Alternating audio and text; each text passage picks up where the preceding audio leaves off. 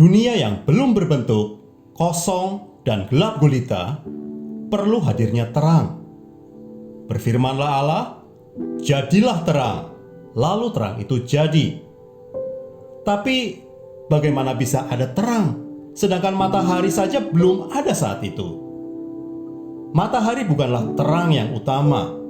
Di zaman Musa, bangsa Mesir kuno menyembah matahari sebagai dewa tertinggi bagi mereka.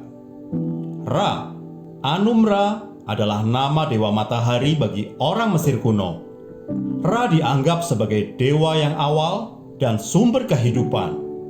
Namun inspirasi dari Roh Allah yang kudus melalui kitab Kejadian yang ditulis oleh Musa membukakan kebenaran yang sesungguhnya pada umat manusia, bahwa terang yang Allah hadirkan pada hari pertama bukanlah terang matahari. Matahari dan bulan yang Allah jadikan pada hari keempat bukanlah terang yang sesungguhnya. Matahari hanyalah salah satu dari benda penerang yang ada. Terang yang Allah hadirkan pada hari pertama adalah terang yang sesungguhnya, terang yang sejati, yang merupakan sumber dari segala terang, yaitu terang kemuliaan Allah sendiri. Allah adalah terang. Allah adalah Bapa segala terang yang ada di semesta ini. Allah tinggal dalam terang kemuliaannya, dan terang kemuliaannya itu tidak dapat dihampiri oleh siapapun. 1 Timotius 6 ayat 16, "Dialah satu-satunya yang tidak takluk kepada maut, bersemayam dalam terang yang tak terhampiri. Seorang pun tak pernah melihat dia, dan memang manusia tidak dapat melihat dia. Baginyalah hormat dan kuasa yang kekal."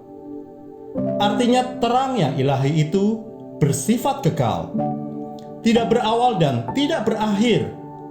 Terang adalah sifat Allah, tidak diciptakan dan tidak pernah berakhir. Hal pertama yang Allah kerjakan adalah menghadirkan terang ke tengah bumi yang belum berbentuk, kosong dan gelap gulita. Allah berkarya dan berdaulat menjadikan dasar bumi sebagai tempat tinggal yang layak bagi manusia. Allah mau menciptakan kehidupan di bumi yang masih awal. Maka Tuhan Allah, Sang Pemilik hidup, perlu menghadirkan terang. Allah adalah sumber hidup semua makhluk. Dalam terang-Mu, kami melihat terang. Sebab Allah yang telah berfirman, "Dari dalam gelap akan terbit terang." Ia juga yang membuat terangnya bercahaya dalam hati kita, supaya kita beroleh terang dari pengetahuan tentang kemuliaan Allah yang nampak pada wajah Kristus. Tanpa terang, hati manusia, termasuk saya dan kamu, sama dengan kondisi bumi yang belum berbentuk, kosong dan gelap gulita. Hati kita perlu terang, perlu diterangi oleh terang ilahi, yaitu terang Allah yang hadir melalui Kristus. Kristuslah terang dunia. Barang siapa percaya dan mengikut Kristus, ia tidak akan berjalan dalam kegelapan, melainkan ia akan mempunyai terang hidup yang dapat menerangi hidupnya. Kemudian Allah melihat bahwa terang itu baik, lalu dipisahkannya lah terang itu dari gelap.